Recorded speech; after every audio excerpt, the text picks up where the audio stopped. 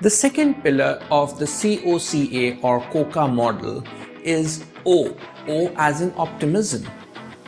Optimism is often equated to confidence and happiness. However, it's quite different to both of them.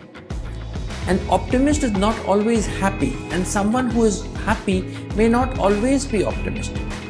Confidence is a feeling of consciousness of one's power or reliance on one's circumstances. Optimism is an inclination to put forward the most favorable construction upon the actions and events to anticipate the best possible outcome. In 1980s, researchers began to notice that teenagers often hold strong and permanent beliefs about personality and ability. Once a loser, always a loser. I suck at maths. I'll never be good at it. I'm ugly. These beliefs shut down optimism and harm the hope for a better future. Therefore, it is important that we understand how we can learn to be more optimistic in life. In other words, look at the glass as half full and not as glass half empty. Since optimism is about training our mind to anticipate the best possible outcome, it boils down to understanding that we all have the power to choose our thoughts, our feelings, and actions, making it clear that every situation has a choice of either being a proactive or reactive.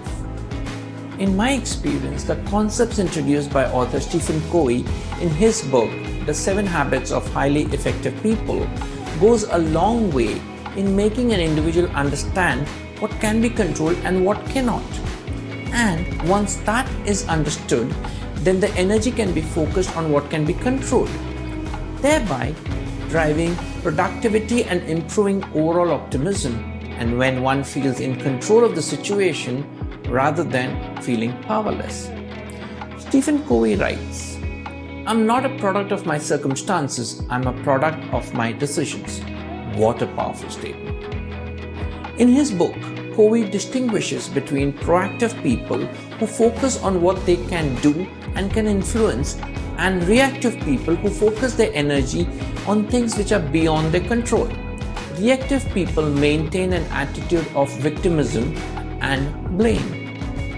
The model is based on 2 circles, 1 circle of influence and 2 circle of concern.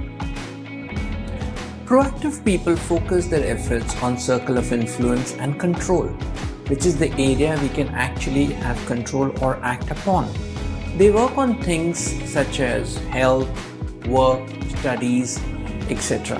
When you act upon the circle of influence, you're able to reduce the stress levels and increase the happiness because you're actually initiating the change and influencing it as well.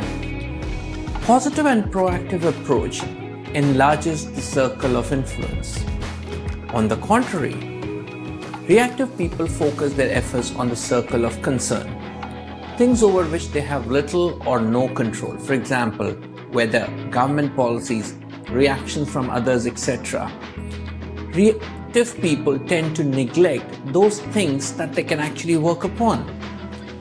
As a result, their focus is somewhere else, which means their circle of influence is shrinking and the circle of concern is actually expanding.